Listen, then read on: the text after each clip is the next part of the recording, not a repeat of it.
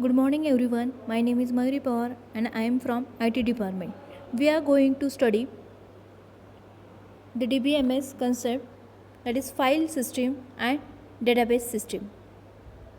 The difference between file system and database management system. In traditional file system is basically a way of arranging the files in a storage medium like hard disk. File system organizes the file and helps in retrieval of files when they are required. It is just like folder. We are creating new folder in C drive, in that class data, that is SCIT, in that particular division. Then subfolder is division A, in that roll call list of all the students. That is traditional way of creating files in our folders. File system organizes the files and helps in retrieval of file when they are required. If I want to search particular record of student, that is roll number, address, age, then I will search on particular drive, and then specific division, that is A, in that roll call list of that particular student.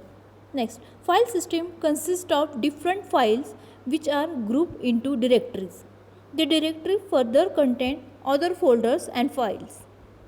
Like I said, file system perform basic operations like management, file naming, giving access rule, etc. For example, NTFS, New Technology File System, that is next one is Extended File System. These are examples of traditional file system. For accessing particular file, we need the location of that particular file, first one, and second one, we need format of that particular file. It is text, word, audio, video. First thing, keep in your mind, here for accessing particular file, you need to know the location of that file, where that file has been stored, in which drive, in which directory or subdirectory, folders, and what is the name of that file, as well as some file format are there. You need all this information while using the traditional file. Let's see example.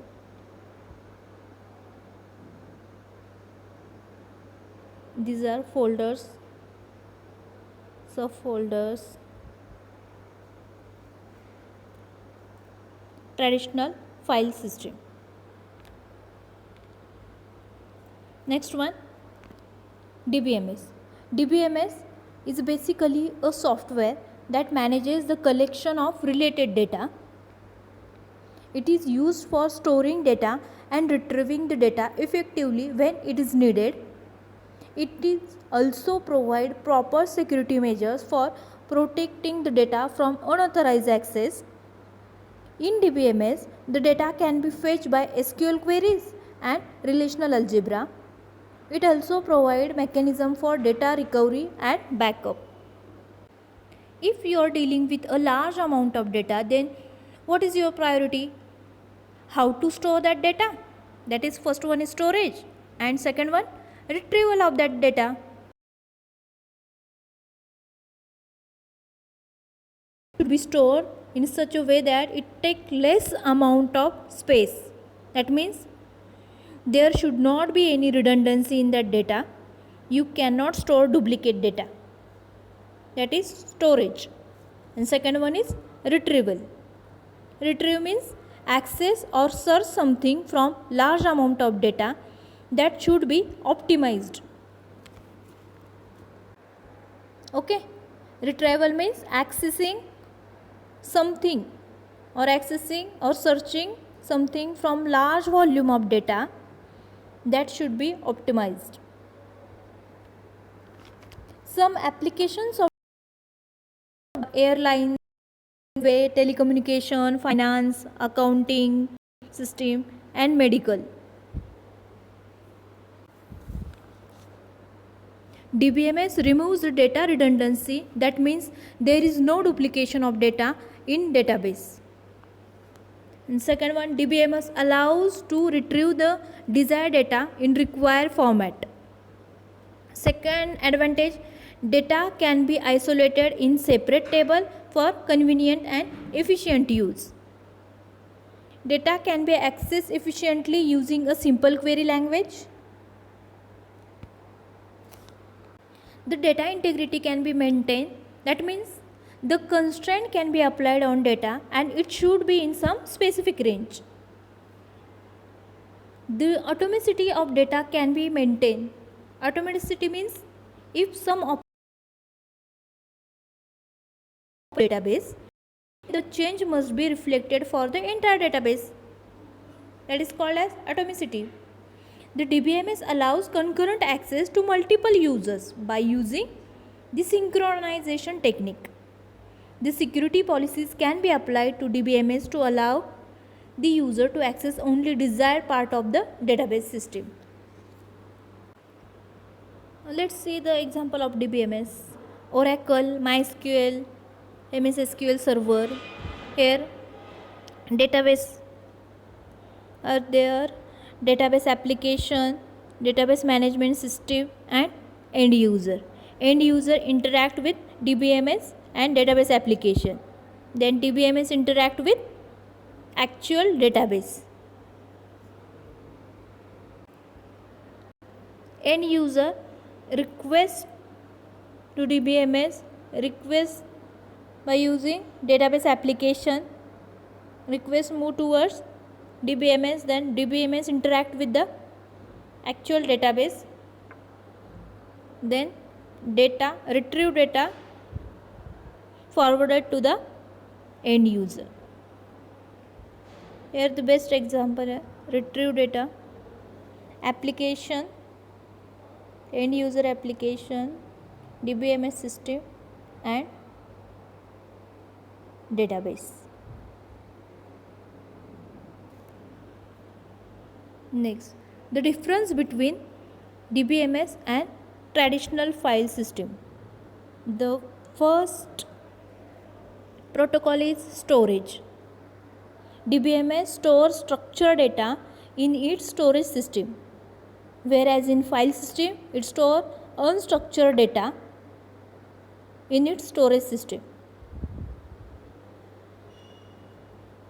In file system there is no proper structure of data.